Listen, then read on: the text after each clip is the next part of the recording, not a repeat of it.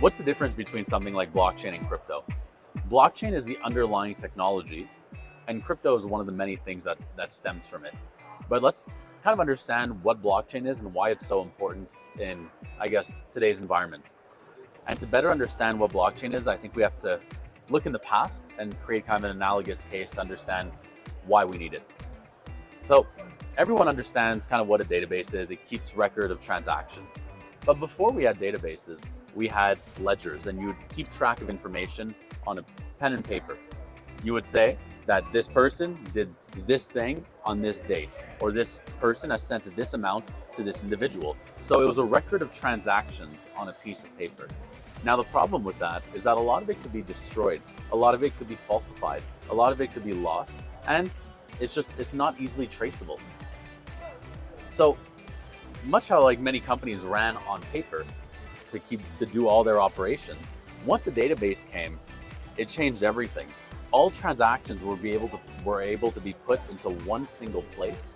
All transactions were logged. You're able to now have more transactions organized in a way where you can index the information. And it still had certain problems though. The problems were that you could falsify the information. An admin can go and modify the information in the database. You could lose the information if it was hacked. And at the end of the day, if you want to go and audit it, it's not a good source to audit.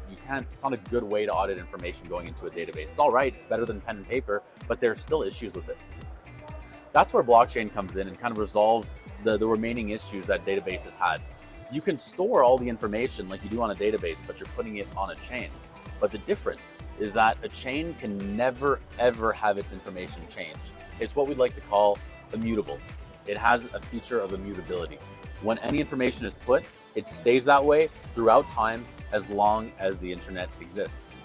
And once you have that as a solid point, you now know that that information is secure. It can never be changed. So for auditing purposes, you can use all of it to keep a record of every single transaction. You know for certain that it has not been changed, and it's just the next natural progression. Much like how database is a natural progression from pen and paper, blockchain is the next natural progression from databases. And you can do a lot of very cool things. Once we have databases, you're able to build apps, search quicker, index things quicker, communicate. With blockchain, it's no different. You have apps, you can communicate, you can send that information, and we're just at the very beginning of what's possible. So that being said, now that we understand what blockchain technology is, I'd love to hear how it actually applies to the HR space, and I guess to workforce management as well. So what are some things that you've kind of seen about blockchain technology? So I think that for people to understand how blockchain is a superior way of doing things, blockchain technology is not technology for technology's sake. I think it has to solve a business problem.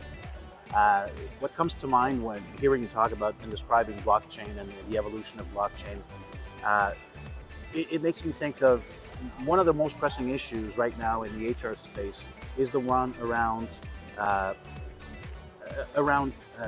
diploma mills. So right now there's a lot of fake certifications out there, whether it's diplomas, whether it's skills certifications for various things. And it's a real problem. The statistics are out there, and it's more rampant than people believe. And a part of the problem with that is that there are no standards around how you can prove that someone has gone to Harvard and has an MBA from Harvard, for example. And that's a real issue. So moving from having something that is pen and paper, or getting a diploma that you frame, that you put up on your wall, it can easily be faked. I mean, if you have it checked, you can have a diploma in the mail probably next week. And it's a lot of, currently in the state of the world where everybody is short-staffed, now more than ever, taking the time to do proper diligence on people's credentials, everyone cuts corners, and it becomes difficult, and you're letting people in the door that don't have the educational attainment that they're trying to say that they have. And that's a huge problem. So I see blockchain as being part of the solution for that. It's probably the main problem that blockchain could solve is for, and there is out there people that have thought of this. Obviously, there's 15 founding universities, including MIT, which led the charge, Harvard, University of Toronto, and various other universities around the world. And it's called the Digital Credentials Consortium, and they're moving towards using MXE's technology called block certs for the purpose of pushing certificates digitally, and that's great, because I definitely, once a standard has been established, then because it's immutable, because it can't be changed, because it can't be faked, you're eradicating the big problem that exists out there of diploma mills and fake educational attainment, which has become a huge problem. So I see that as a big part of the solution, and probably one of the reasons, or one of the first things that where people could understand the use of blockchain and how it's superior in HR technology. If we take the example, actually, one that I think some of us may be familiar with, there's a show on Netflix called Suits, where the whole premise is that someone actually lies about being a Harvard graduate, and that's kind of what starts the show. He goes into a law firm and says that he's a Harvard graduate, and that's still possible today, just because there's no readily available public information on who has which credentials. And I think we were talking about earlier today, but it goes even further back. It's not just your university credentials. It could also be every time you take a test, every time you do a certification, it becomes part of you. Your work history, your own history, is something that should be tracked. And right now, there's no tracking of anyone's history. That's why we love to take pictures and videos, is to remind ourselves of what happened in the past. But much like how videos and images can be manipulated, so can credentials. And I guess another interesting question here is, if we incorporate blockchain technology into our solution, is there anyone else thinking of doing this at the moment when it comes to workforce management, or are we one of the first? I think we're definitely one of the first to incorporate blockchain in our solution. I think there's so many other use cases. I gave the one of educational attainment, but put yourself in the scenario of a use case where in the heavy industries, where you have to schedule people and you have to make sure of the compliance.